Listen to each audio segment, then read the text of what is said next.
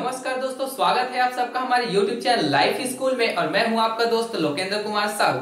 इस वीडियो में हम अध्याय 10 ऊंचाई एवं दूरी के क्वेश्चन को सॉल्व करेंगे, इसलिए आप वीडियो में अंत तक जरूर बने रहें। वीडियो स्टार्ट करने से पहले अगर आप इस चैनल पे नए हैं तो चैनल को सब्सक्राइब कर ले और बेल आइकन को भी प्रेस कर ले ताकि हमारी नई आने वाली वीडियो आप तक आसानी से पहुंच सके। तो चलिए फ्रेंड्स, वीडियो स्टार्ट करते हैं।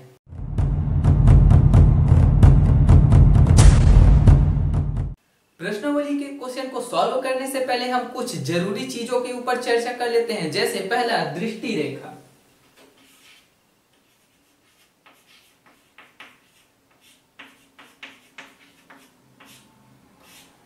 दृष्टि रेखा प्रक्षेप की आंखों से प्रक्षेप द्वारा देखी गई वस्तु को मिलाने वाली रेखा दृष्टि रेखा कहलाती है। चलिए चित्र के सहारे से समझते हैं। कोई क्षैतिज रेखा है जिस पर कोई वस्तु ए बी रखी हुई है, ए बी वस्तु है और यहाँ पे कोई प्रक्षेप सी है जिसकी आंखों से, प्रक्षेप की आंखों से देखी गई वस्तु को मिलाने वाली रेखा क्या कहलाती है? दृष्टि रेखा कहलाती है। तब यह होगी हमारी दृष्टि रेखा। और पाद बिंदु को, वस्तु के पाद बिंदु को प्रक्षेप से मिलाने वाली रेखा कहलाएगी क्षैतिज रेखा। अब हम देख लेते हैं उन्नयन कोण।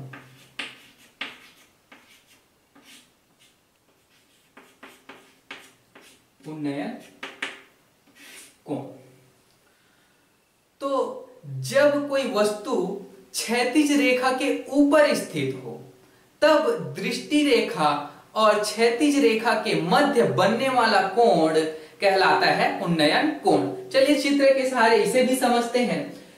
ये कोई क्षैतिज रेखा है, इस पर कोई वस्तु ए बी है, तब क्षैतिज रेखा के ऊपर है वस्तु जो है, तब क्षैतिज रेखा और यहाँ पे कोई प्रक्षेप सी है, तब क्षैतिज रेखा और दृष्टि रेखा के मध्य ये हो गई हमारी दृष्टि रेखा और ये हो गई हमारी क्षैतिज रेखा।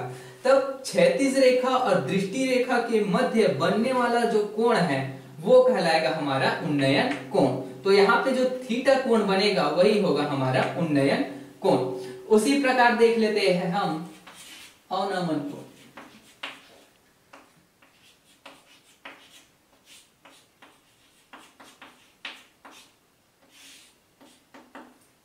अवनमन कोण, जब वस्तु क्षैतिज रेखा के नीचे स्थित हो तब दृष्टि रेखा और क्षैतिज रेखा के मध्य बनने वाला कोण अवनमन कोण होता है। चलिए इसे भी चित्र के सहारे समझते हैं। ये कोई क्षैतिज रेखा है, इसके नीचे में कोई वस्तु है ए और बी और ये हो गई हमारी दृष्टि रेखा।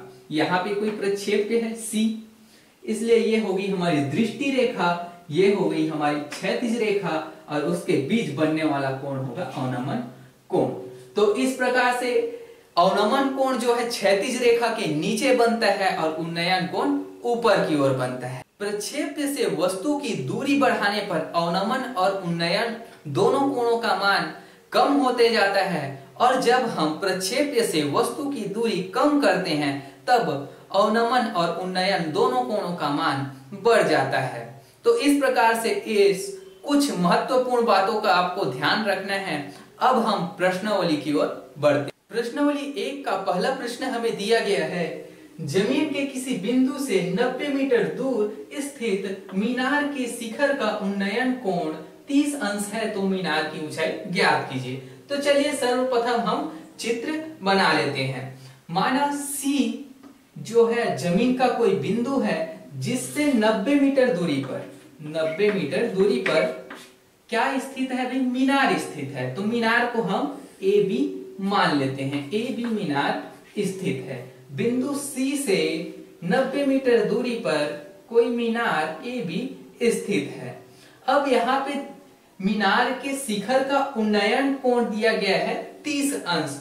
तो उन्नयन कोण कब बनता है? जब वस्तु क्षैतिज रेखा के ऊपर स्थित हो तब उन्नयन कोण बनता है। इसलिए जो क्षैतिज रेखा के ऊपर वस्तु स्थित है, इसलिए सी बिंदु को ए से मिला देते हैं और यहाँ पे बनेगा उन्नयन कोण, और उन्नयन कोण का मान यहाँ पे है 30 अंश, इसलिए 30 अंश लिख दिए। अब मीनार की ऊंचाई हमें ज्ञात करनी है, तो हम मीनार की ऊंचाई को h मान लेते हैं। तब दिया गया है यहाँ पे कोण C बराबर हमें दिया गया है उन्नयन कोण का मान 30 अंश। वही मीनार की ऊंचाई हमें दिया गया है, मीनार की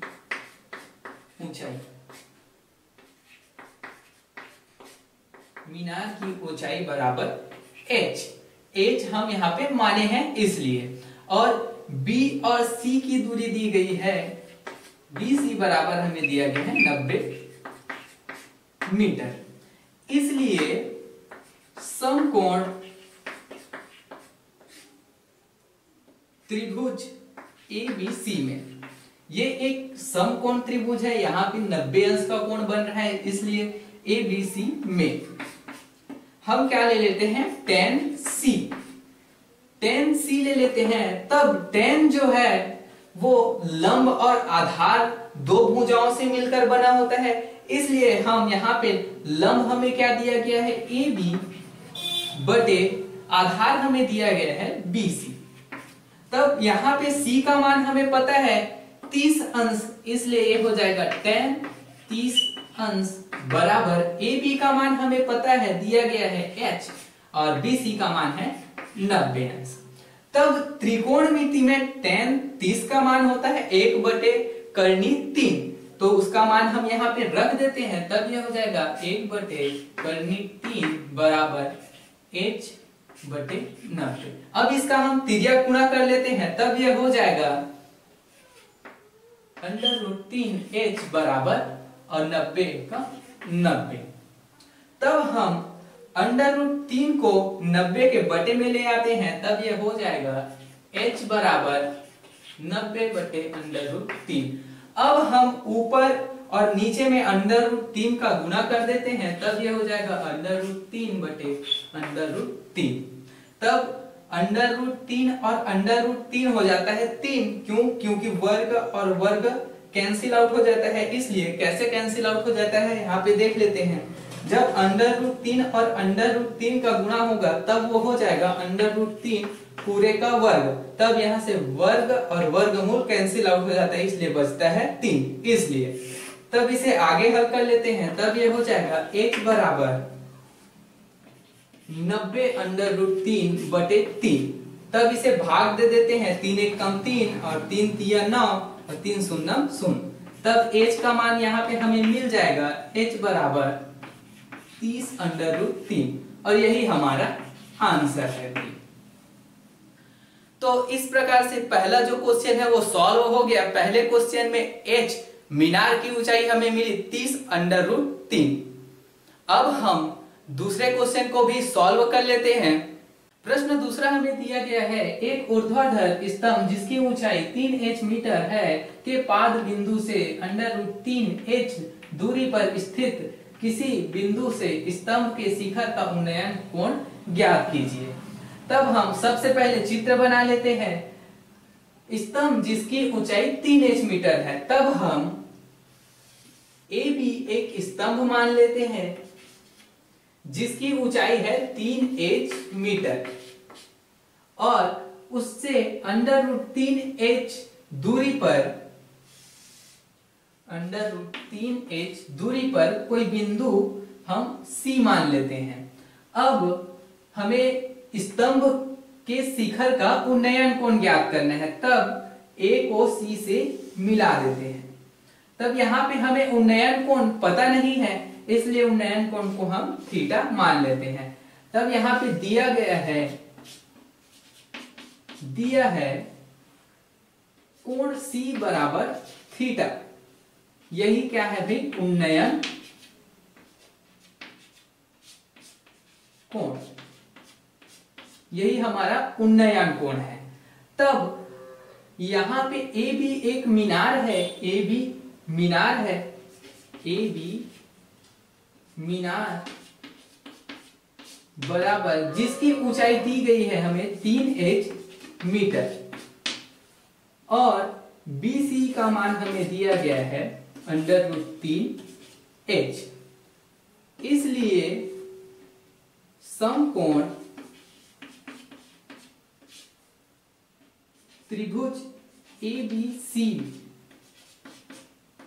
यहां पे जो त्रिभुज ABC है वो समकोण है जिसमें कोण B बराबर 90 अंश का कोण बना रहा है। इसलिए तब हम इसमें ले लेते हैं tan थीटा। अब tan थीटा जो है दो भुजाओं से मिलकर बना होता है, लंब और आधार। इसलिए यहां पे लंब है AB बटे आधार है BC। तो AB का मान यहाँ पे क्या दिया गया है 3h, और आधार का मान दिया गया है √3h।